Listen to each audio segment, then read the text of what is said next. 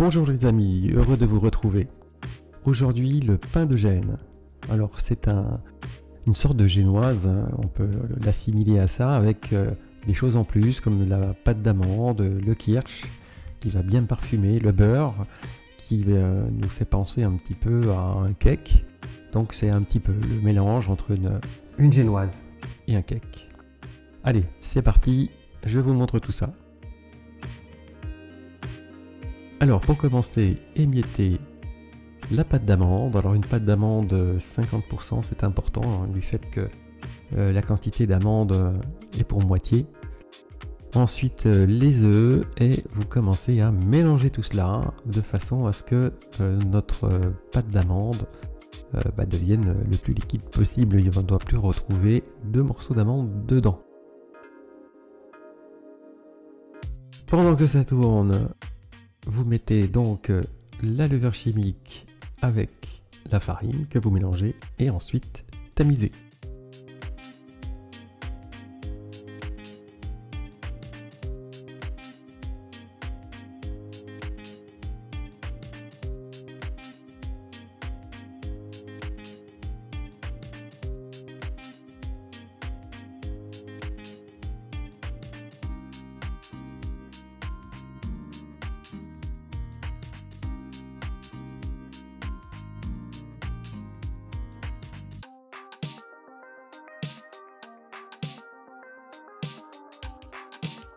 Voilà, ça commence à être un peu plus fluide, un petit peu plus liquide. Allez, on accélère un petit peu la vidéo. Alors il faudra donc chauffer un petit peu notre appareil avec un petit chalumeau sur le gaz. Si vous faites ça à la maison dans un saladier, bain-marie, hein, de façon à ce que les choses se fassent en sécurité. Pendant ce temps, donc beurrez le moule et farinez ensuite.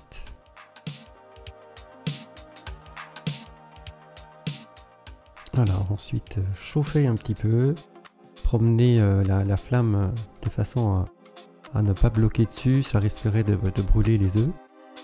Donc promenez-vous, ne chauffez pas non plus à l'excès.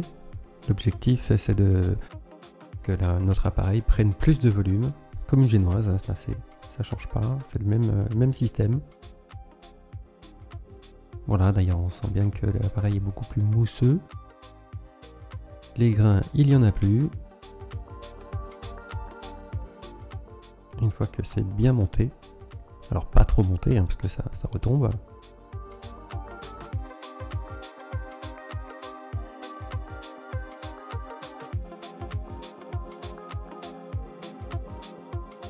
Et fondu.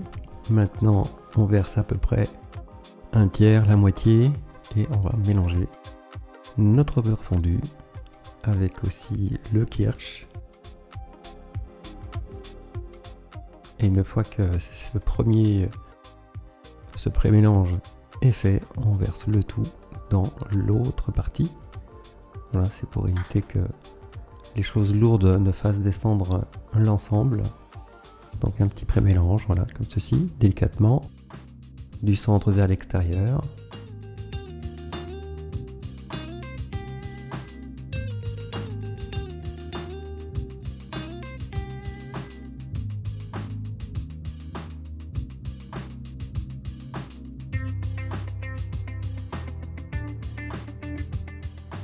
Voilà, donc arrive le moment de mélanger l'ensemble, toujours délicatement.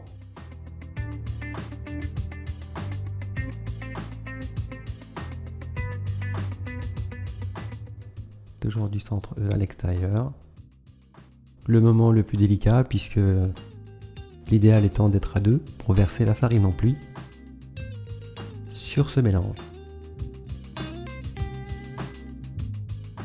Voilà, donc d'une main la feuille de papier avec la farine et de l'autre on mélange. Alors c'est pas très facile, mais bon, on y arrive quand même. S'il y a quelqu'un avec vous, faites-vous aider, c'est quand même mieux.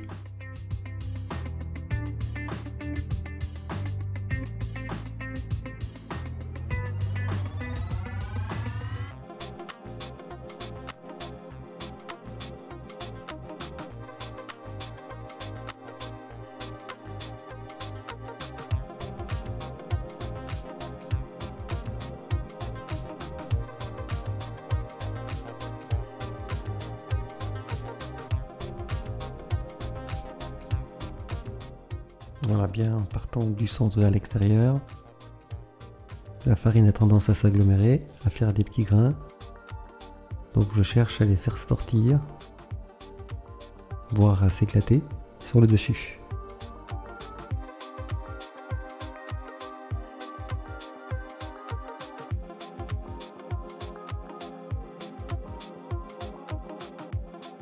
Voilà, une fois que c'est fait, vous versez le tout dans votre moule. Si vous avez plusieurs moules à ce moment-là, environ les 3/4.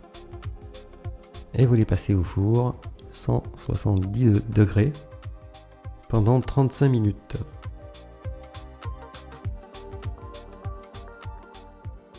Toujours vérifier qu'un petit couteau, vous le plantez. S'il ressort net, c'est que c'est cuit. Suivant les fours, c'est plus ou moins long, donc prenez cette habitude de vérifier de cette manière, de façon à être sûr d'avoir un produit qui soit bien cuit. Voilà, ensuite vous le laissez refroidir, et une fois qu'il est froid, un petit peu de sucre glace par-dessus. Et pour faire des parts bien nettes, mettez-les au frais et coupez-les le lendemain.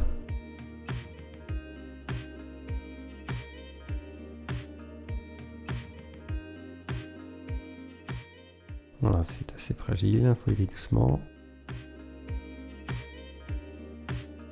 C'est quelque chose de relativement facile à faire, il n'y a pas de point délicat. Excellent, c'est vraiment quelque chose de très très bon, je vous le recommande vivement.